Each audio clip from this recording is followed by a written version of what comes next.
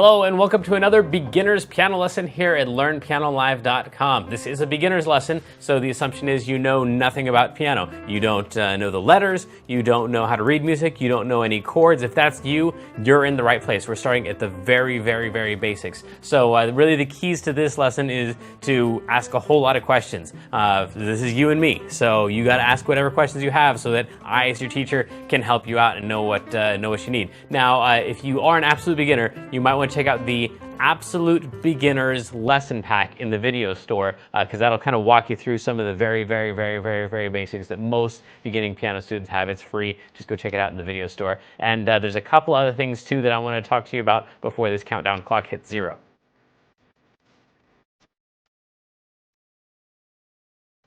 All right, first and most important, ask a lot of questions. The way that you're going to do that is there's a couple different ways. You can jump in the chat room and talk with the other students who are logged in at the same time. I'll be watching the chat room too. You ask your questions there, or if it's a question that's just for me, a question about the lesson, especially if you know it's one that's going to fit best at the question and answer time at the end, then you can just put your name and your question in the box below this video, click submit, and then I will get that. Now, if you're already in the archives, if you're watching this not live, but you're watching this in the archives, then make sure at the end of the lesson you click on the survey button. You don't have to fill out the entire survey. If you want to, I mean, I'd love your feedback, but really the best part of that is that you can put your question in there, and then when you click submit, then I will get all of your questions. I'll make sure that you get them answered, whether you're in the archives or you're live. Right next to this video, there should be a PDF button and an MP3 button. Now, you don't really need those till after the lesson because I'm going to be showing you on screen the PDF and showing you how to use it. And I'll play the MP3 during the lesson too, so you know at the end of the lesson how you're going to use that. Some people, though, like to print out the PDF ahead of time, so as I'm making notes on my version, they can make the same notes on their version, but it works either way. All right, this is perhaps the most important part. You need to leave the lesson when you feel like you're sufficiently challenged. So, I'm teaching these lessons, 12 to 15 lessons a month. Normally, in traditional lessons, you're getting like a lesson every other week or so. So this is just way too much for you to take in. So, the goal is for you to get some little nugget of something that you can really practice on, really work on. Once you feel like you have that, then you really don't need anything else from me. Go practice. That's where this stuff is really going to happen. You're not going to get through this lesson and be able to play something really well. You're going to get through this lesson and have the information that you need to practice more effectively. That's really the goal here. So don't feel bad about taking off early. If you feel like halfway through the lesson you got as much as you can take in at that time, then go practice that thing, and then come back whenever you've got that thing down, or you're bored with it, or you just want to check out the next topic. Don't forget also that you've got the archives too. So if you want to see one little thing, just repeat it over and over and over. Just give me, hopefully within 24 hours after the lesson, this thing will be up in the archives, so you can just go back and watch it over and over and over and over and just get that little segment down. All right, so to be totally honest with you, today is my least favorite topic. Out of the 8 sectors of musicianship that are out there, I'd rather focus on any of them than literacy. But that's what we're doing, because literacy, as it turns out, is extremely important. So I have found a place in my heart to love this topic, and today I'm going to be sharing with you a little bit more about how you can become more literate, so you can have someone just put sheet music down in front of you, say ready, set, play, and you'll be able to read that with greater and greater accuracy. I'm ready. I'm ready. Are you ready? Let's go.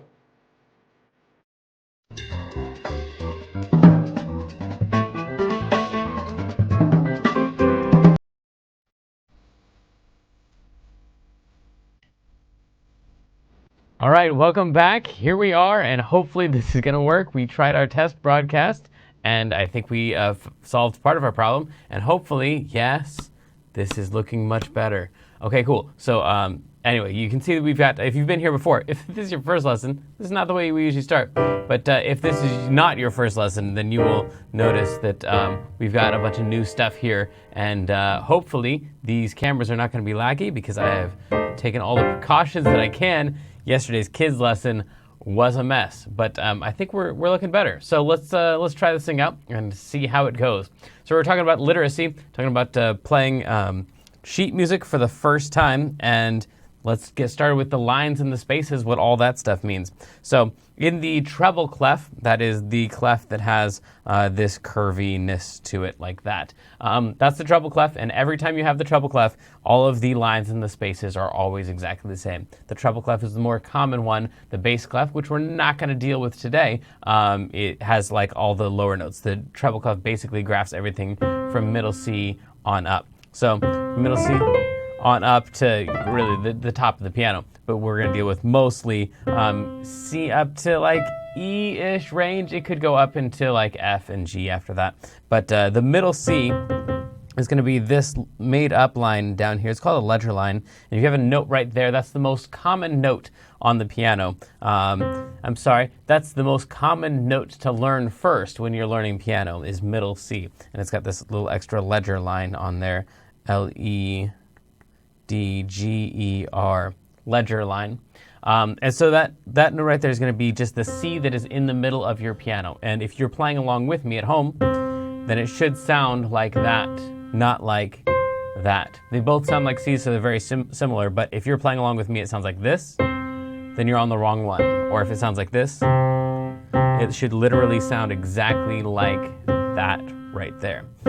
So that one would be middle C, and then all we do is each line or space up or down means one note up to the right or down to the left. So starting at middle C, we would go up to that space right there. So that space right there would be one note up. Even though I've gone to the left a little bit, we only judge up and down on the letters. So up, the lines and spaces means up on the piano, regardless of whether you're going left or right. Now, as you're reading music, it's all going to go to the right. You're going to read to the right, just like you're reading text on a page.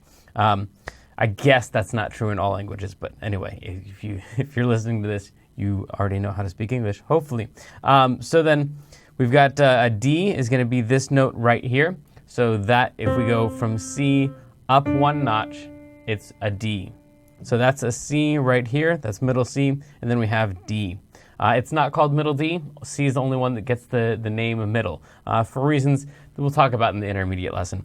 But this is a D. And then if we go up one notch from that space, so we were originally on this line here, and then we went up to that space. And then if we go up to this line right here and put a note on that line right there, that would be one notch higher than the D was. So this was a D. We'd go up one notch from there, and we're on an E. Then we can go up one notch from there beyond this space right here. And if we put a note on that space, that would be an F. So let's go through this music here and see if we can find some of these notes. This one right away is on a space. So that is on the space that's above the bottom line. Or as we would say in music, we would say that this is on the first space. So this is space number 1, this is space number 2, space number 3, space number 4. We count from the bottom to the top usually. It doesn't really matter unless you're communicating with somebody else trying to say, the second space. You need to be talking about counting from the same direction. So we usually go from the bottom to the top. So on the first space, as we said back here, this one right here would be up. Let's see here, from C, we'd go up 1, 2, oops, I'm off your screen. Sorry. I'm trying to get better at that. That is also something that's new, is I'm trying to zoom in more to help with the resolution issues. If those words didn't make any sense to you, then never mind. But if we had a note that was right here on that line, that would be a C. And then one notch up from there would be a D. One notch up from there would be an E. One notch up from there would be an F. And that is the space that we are on. So this note right here is an F. Now, eventually, you'll just get used to these lines and spaces. You'll just have them memorized in the same way that, like, my kids are learning to read right now, and, like, trying to remember that, G says G is a lot of effort for them, and they, like, have to go through A says A, B says B, in order to get to some of them, find different ways to remember them. But eventually, you just see a G, and it represents G for you. So in the same way, when we're reading this stuff, you just see the bottom space and you don't think, let's see here, the bottom space on the treble clef is an F and an F is right there. It's just that bottom space represents that note. There's nothing in between. It's just a direct connection bottom space, and that thing right there. You don't have to go through the actual letters. But for right now, you got to remember that it's an F, and you should probably try to remember at least maybe the spaces of the treble clef, because if you get a note that's like way up here, you don't want to have to count from middle C. Let's see here. We got middle C and then 1, 2, 3, 4, 5, 6. That's a real pain in the butt to have to do that. So if you can memorize all the spaces, the first one is an F, then we'd have G on that line right there, and then this one would be an A, and then one notch higher than that would be a B, then the next space would be a C, then the next notch up would be a D, and then the next space up would be an E. So as it turns out, if you read this up, it spells the word face, which is really cool and convenient, except that face has nothing to do with music at all.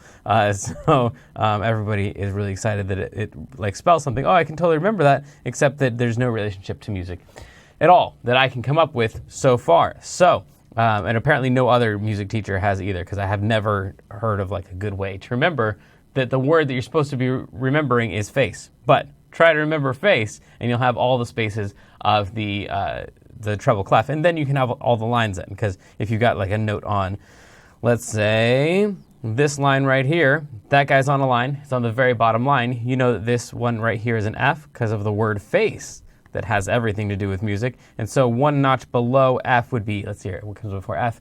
A, B, C, D, E, F, E, F, E. This one would be an E right here. And again, eventually that just represents like that thing. That bottom line is just that note right there. And E doesn't really come into play, like the letter in your brain. You're not thinking about that. But anyway, for right now, face is going to help you with the lines and the spaces of the treble clef. And don't forget that when we have that first letter line down at the bottom, that is going to be a middle C.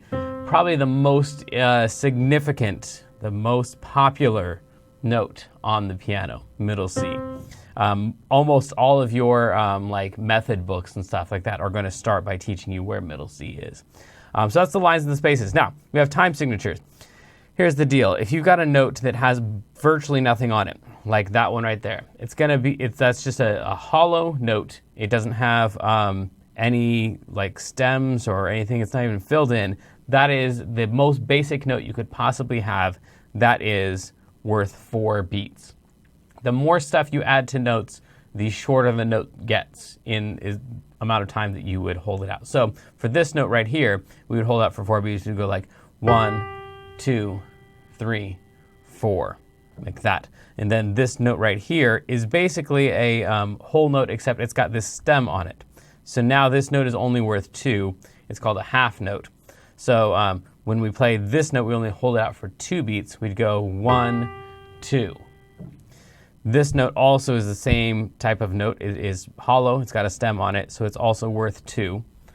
Since we've already said 1, 2 here, then I'll put that in quotes. Since we said 1, 2, we're going to say 3, 4 over here, just so we're not starting over at 1 with every single note. The times you want to start over is every time you have one of these bar lines right here. So that's the time to start your counting over again. So over here, on that first note, we say 1, 2, 3, 4. I guess I'm circling and quoting all of the things we say. So we'd say 1, 2, 3, 4, and then we have a bar line here. So the next thing is going to be 1, 2, 3, 4. I changed notes because this changed from a G to an F. So 1, 2, 3, 4. Then if you fill in the note like these guys right here, these are each worth 1. So that's what was a half note before, the one that was worth 2. But now it's filled in. So we're compiling more, piling more, not compiling. We're piling more and more stuff onto the note, making its value shorter and shorter and shorter and shorter. This one is only worth 1 beat. So this guy right here would get 1, 2, which we circle and put in quotes because we're weird like that. This one here is worth 1 beat, so we are going to say 3. And then this one right here is also worth 1 beat, so we're going to say the next number, which is 4. And then we have our bar line, so we start back over again. The reason we started with 1 over here was because of this bar line right here. So the distance from one bar line to the next bar line is called a measure. And that means you're gonna keep on counting and not start back over at 1. Now, here at the beginning, it told us what we were gonna count to. We're gonna ignore this bottom number for right now because that no one cares about that number. This is the number right here that you're gonna count to. So they're telling you ahead of time, between each bar line, you should have 4 counts. So that means after each bar line, like right here, that is going to start with a 1. That one right there is going to start with a 1 because we've got a bar line and a bar line. We've got a bar line, so that guy's going to be 1, right? Now, in this case over here, that one is also a 2 because it's a half note. But you start your counting back over every time you have a bar line. You also could tell, like, for example, here's a bar line right here, and here's a note. So that one is the end of that measure. We've got 4 counts in a measure, so we know that one is going to be a 4. We would say 4 on that note because that is the end of that measure. So hopefully that made some sense. We've got 1 right here. Oops, shrink that down. We've got 1 right there. And then we've got 4 over here, so that means that this guy would be a 2 and this guy would be a 3. We apparently have to circle them and put them in quotes. That was a terribly thought out idea. So there you go. That is the number that you count to. Now, in some cases, you get a guy like this, where we're going to ignore this bottom number here, but this thing right here is a 3, and so we would count. We know that we're going to be counting to 3. 1. I'm not going to circle these. That was stupid. 2, 3, bar line. 1, 2, 3, bar line. 1, 2, 3, bar line, and technically this is an intermediate concept, but I'm going to throw it in here. This one right here is a half note. I told you that's worth 2, so that would be 1, 2, except I also told you that the more stuff we pile on, the shorter the note is. In this one case, this is the exception. If we have a dot on it, a dot extends the note. So this one gets 1 extra beat because of that dot right there. So this would actually be 1, 2, 3. It's a dotted half note. That's the one time where we're going to add something to a note that is going to extend the life of the note. So that is 1, 2, 3. And then we have the double bar line here, which means not only would you start counting over again, it's the end of the measure, but it's actually the end of the whole entire song. So that's what that double bar is at the end. And then the last thing that we need to talk about is key signatures. So the key signature is this bad boy right here. So up here, up on the top, we don't have any key signature at all. That means no sharps, no flats. We're not going to raise any notes. We're not going to lower any notes. Everything is just regular white notes, all happy.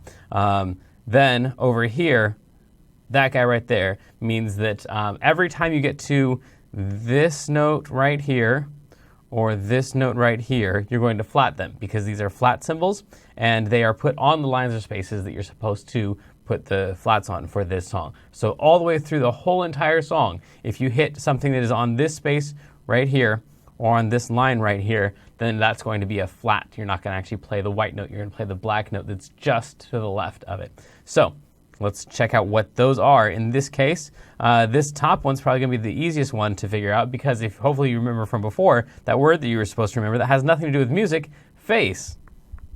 F-A-C-E. That E is on that space. So that means that all E's in the entire song are supposed to be flat. You're not going to actually play E. You're going to play E flat instead. E, E flat. You wouldn't play the E. You would only play that note right there anytime you hit an E. So, for example, right here, we've got a note that is on that E space. So this note right here, we would not play as an E. We would play it as an E flat. Hopefully that makes some sense for you. But also, they're not going to put E's, they're not going to put flat signs on all of the E's, but it does mean that all of the E's are flat. So there's another place in the song right down here. We talked about this note before. That's also an E. And if we go back to the beginning, they did not put a flat sign on that line right there. But because they put a flat sign on this E up here, it means all the E's, regardless of what lines or spaces they're on, they're all supposed to be flat. So they didn't put this thing right on here, but still, this note over here is flat. So all the E's are flat, no matter which lines or spaces you find those. And same thing for this one here. This line is 1 above the A space. So that one is a B, because B is 1 higher than an A. So every B that you run into in this song, like that one or that one, is going to be flat as well. So you wouldn't play a B, you'd play a B flat, or in some cases B flat. You'd play B flat instead of the B. You wouldn't play the B at all. So that is all of that. We've done lines and spaces, we've done time signatures, we've done key signatures, and then if you listen to your play along MP3, it's actually this exact song, which isn't a great sounding song, but kind of covers all the principles that we were hoping to go over today. So I would recommend that you try to play through this thing, saying the counting out loud. In most cases, if you're not a good reader, or you have never done any reading before, this thing would take several hours to get through. In the same way that if I gave you like a page of Moby Dick, it's like 1/400th of the book, right? It's not even a whole book. It's not even part of the story. You're not even going to get introduced to most of the characters in the story. But that one page, if you have, still working on like sounding out your letters, it's going to take you a long time to get through, especially if you want to be able to read it fluently. Like that's a whole other level. So like if you got through the whole page and you sounded out every single letter and you came back to me and you're like, I still don't know what this page means, I would say that's perfectly normal. The fact that you're sounding out the letters and getting practice sounding out the letters, that's great. You're totally on the right track. So keep doing that. Keep sounding out those letters. If you did do that enough on that page, you'd be able to read that page fluently, and it would probably make some sense, and it would probably sound like you were a reader. But that would take a long, long time. Probably a better way to get through reading is to sound out the letters on that page and then move on to a different page. And it doesn't matter that you didn't understand it. It doesn't matter that it didn't sound like a thing. That's fine. You just want to try sounding out letters over and over and over, and through hours of practice, you'll get better and better at it, which is why this stuff here is kind of such a pain in the butt, because this thing is not going to sound like a song for a while, but just like paying attention to, maybe not even paying attention to the numbers, the counting out loud or anything like that. Just trying to get down all the letters. Okay, so that was the second space up. Second space is a G. Where's G? There we go. That's a G. And just playing through all the letters like that might be a good enough exercise for you, just like that. Any practice that you're doing, if it's difficult to do, then it's making you better. What is that they say, that the pain or struggle is the feeling of nope, no. The idea was supposed to be that every time you feel pain, it means you're getting better, but I'm not a Marine, and I don't remember what they say.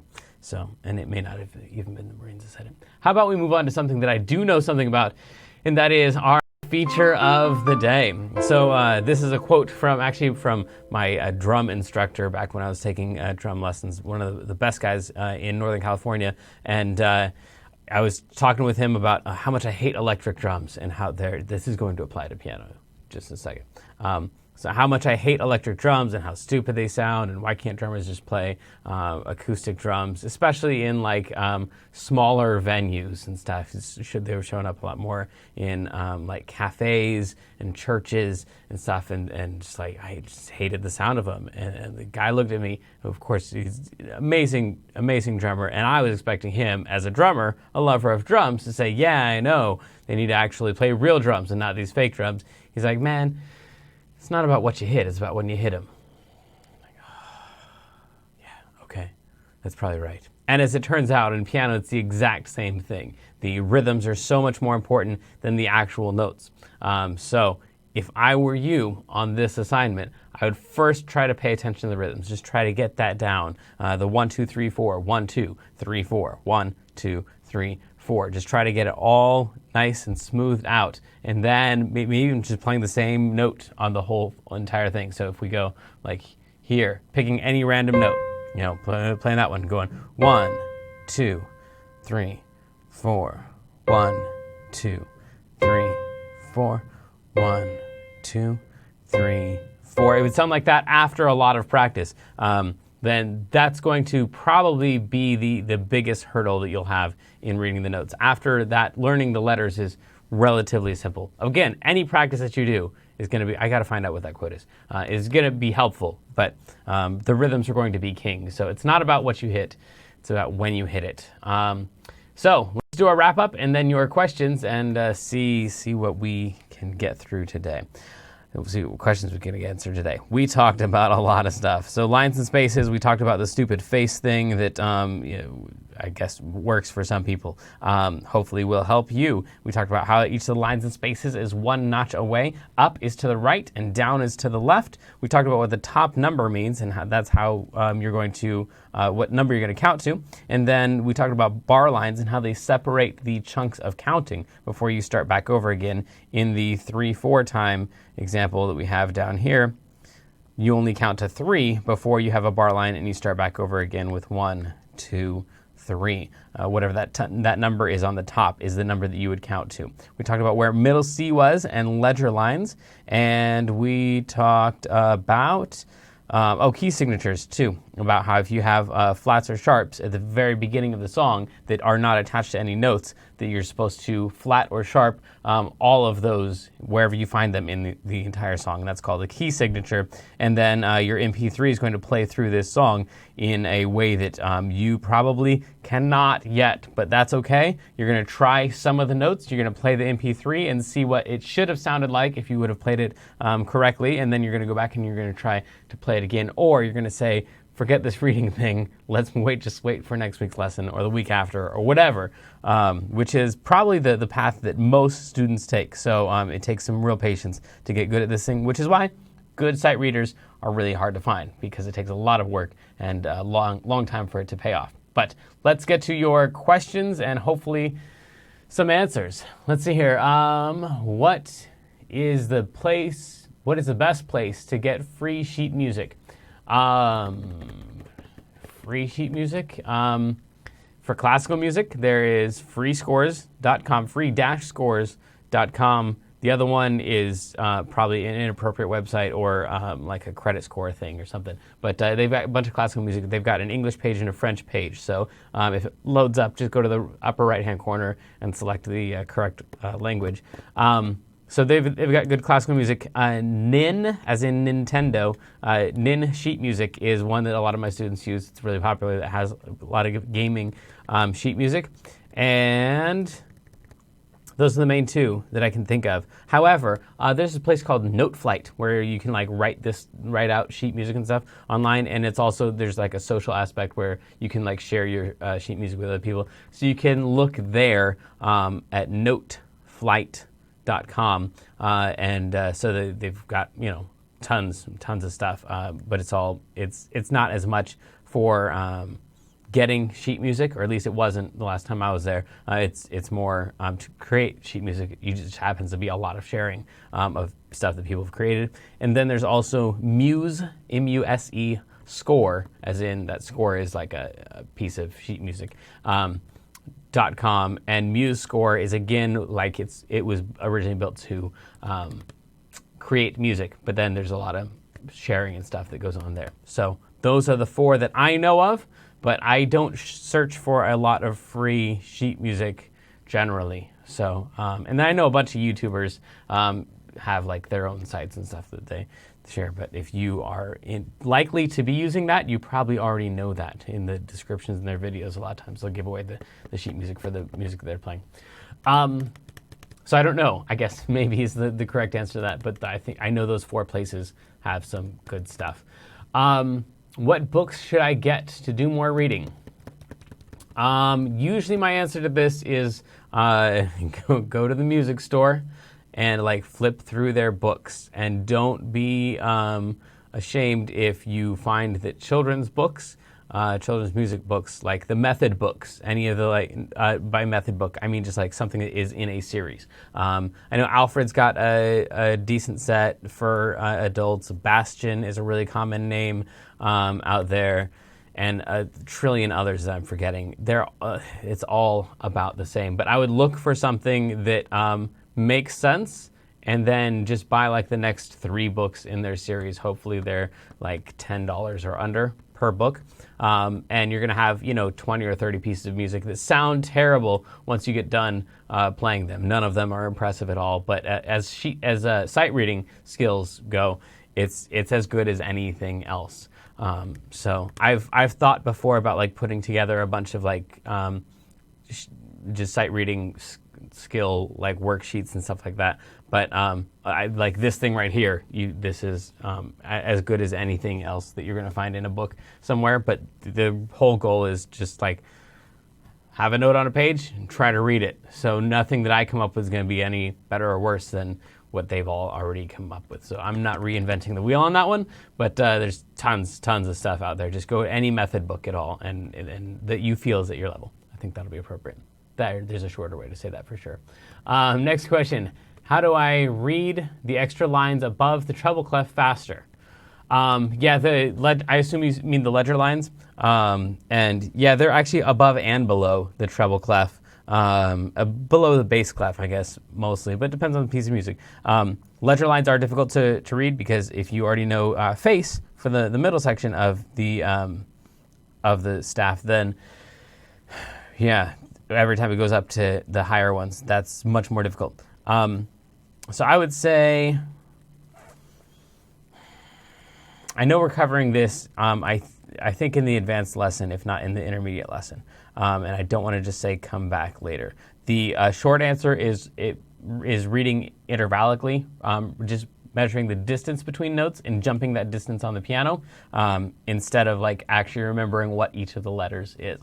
That's the majority of what I do actually even on the staff. I'm not actually reading letters again. Either the note represents a certain note on the piano, or more commonly, I'm just going from the previous note and judging the distance. So I notice that, it goes down 2 notes, it goes down 1 note, it goes down 3 notes, it goes up 4 notes, and I'm just jumping those distances, not paying attention to what the letters are at all. So that's the short answer, and then we're going to be getting to that in some better detail in the intermediate and the advanced lesson. So I can't tell who that is based on the comment. You didn't include your name, but if you tell me who you are, then I can hopefully send you just that section of the lesson, because I'm preparing that whole entire thing in the next couple days. Hopefully say it better, more succinctly, and more clearly in a couple days. So that is that. I believe that's our last question. So until next time, good luck,